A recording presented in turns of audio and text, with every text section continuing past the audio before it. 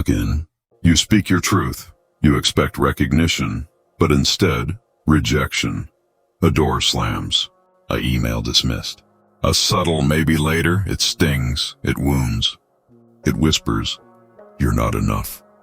That moment, when your heart sinks, your face flushes, your throat tightens, is a battlefield. Most people flee. They apologize. They plead. They chase the yes even as the no tightens its grip. But what if I told you that rejection is not your enemy, but your greatest ally? What if that no is the key you didn't know was under your hand? This isn't fantasy or fluff. This is reverse psychology, not as childish trickery, but as a refined weapon. A weapon that transforms rejection into your advantage.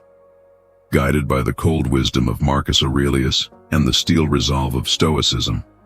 In this video, you'll learn 13 lessons, each a principle to flip rejection on its head and use it as fuel, filter, and power. Let's begin. Lesson 1. Embrace the no. The reaction to rejection reveals your inner strength. A man who flees from no shows his center lies outside, but a man who welcomes it, who nods, accepts, and learns, reveals his center is within. Marcus Aurelius taught, loss is nothing else but change, and change is nature's delight. Rejection is change. It's a shift in perception. When you accept it, not as failure but as signal, you stop being a victim. You become the architect of your own reactions. Application. Send the proposal. If they say no, pause. Don't argue. Use their rejection to refine your offer, your approach, your value, not your identity. When people see you take no with dignity, they begin to respect you more than someone who begs for yes. Lesson 2. Use reverse framing. They say, "Don't do that." You say, "I'm going anyway." This isn't arrogance, it's strategic detachment. Reverse psychology works best when you bait the forbidden. The moment you frame something as off limits, you provoke curiosity, desire, and covert defiance in relationships, bosses, arguments. When someone threatens your move, your best move is to step toward it with calm resolution. Because their control depends on your fear. When you fear less, they lose grip. Example, your boss says, "Don't push that project too hard." You respond, "I'll push only the critical parts." They watch, confused, because your calm defies their intention. Lesson 3. Detach from outcome. Power lives between your ears, not in the yes or no of others. If your worth depends on approval, you're already tethered. Stoicism teaches, control your judgments, not external events. You cannot control whether they say yes. You can control how you respond to no. In reverse psychology, you use nonchalance, expecting nothing, open to all. It's the principle of scarcity applied to your mind. When people see you aren't desperate, they begin to chase your favor. Tactic. Always carry internal refusal. If they say no, "I'm fine," it draws them in, because certainty is magnetic. Lesson 4. Turn rejection into leverage. Every no is a mirror. When someone rejects you, they reveal what they fear losing. Most people panic and explain. But the Machiavellian mind smiles, because rejection is information. Information is leverage. Rejection shows you boundaries, insecurities, weak spots. You learn their patterns, their triggers, their emotional tells. When a superior says, "We're not ready to promote you yet," don't defend. Ask, "What would make me undeniable next time?" Then take notes. Build evidence. Use that no as an invisible hand pushing you higher. Marcus Aurelius would remind us, what stands in the way becomes the way. Every rejection is a redirection, but only for those who can see it. Rule number 4, never beg after a no. Study it, redirect it, use it. Lesson 5, become the prize. The real reversal begins when you reject them first. Rejection is addictive, until you wield it. When you withhold attention, approval, or validation, people spiral. Why? Because humans are wired to crave acceptance. When you withhold yours, they chase it. Think of how Marcus Aurelius lived, the emperor of Rome, surrounded by flattery, yet emotionally detached. He gave attention sparingly, and that made it priceless. You do not need to chase anyone. Your indifference is your luxury. Rule number 5, turn the tables. Reject what seeks your validation. That's when power shifts without a word. Lesson 6, use rejection to test loyalty. When you reject someone, politely, quietly, you learn who's real. True allies stay. Opportunists vanish. Say no once and watch reactions. The offended weren't loyal. They were attached to benefits.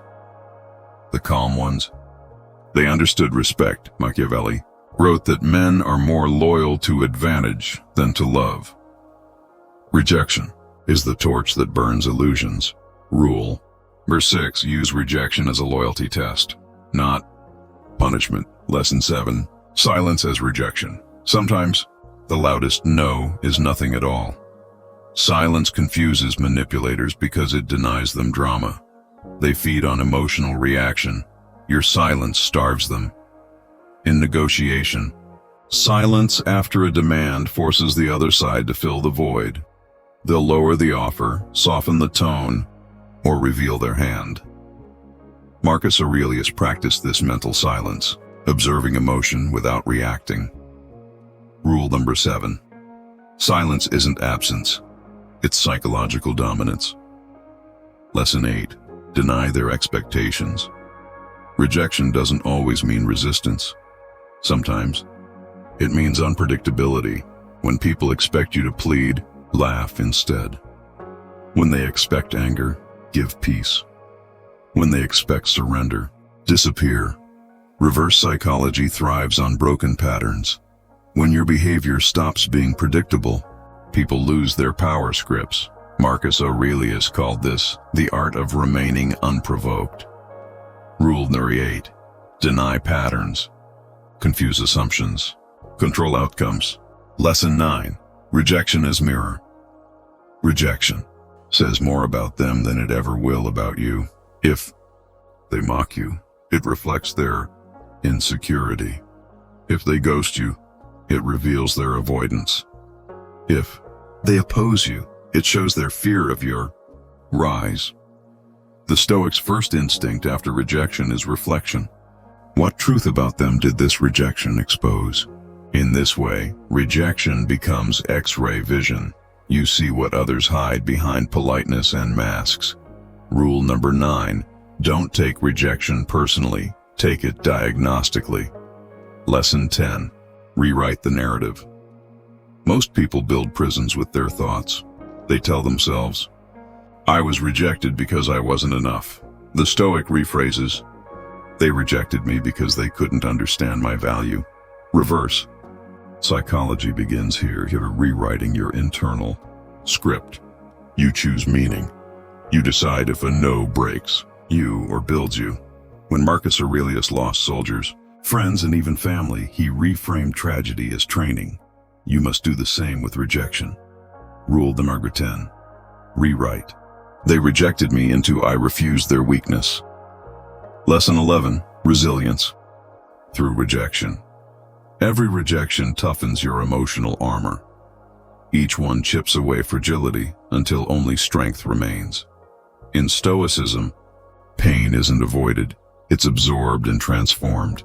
When life slams doors, most freeze in fear. But the wise realize every closed door protects you from rooms not meant for your evolution. You are not being blocked, you are being filtered. Rule number 11, thank rejection. It's removing what can't follow your strength. Lesson 12, public rejection is power. There's a strange phenomenon. When you're rejected publicly but remain unmoved, people see something unbreakable in you. The world respects composure. Stay still under humiliation, and observers will fear your silence more than your rage. That's why great leaders never overreact to dismissal. They absorb it, then return stronger, sharper, untouchable. Marcus Aurelius once wrote his meditations while his empire crumbled. Calm, detached, immortal through words. Rule number 12. Public rejection builds private power. Show no pain. Lesson 13. The filter effect.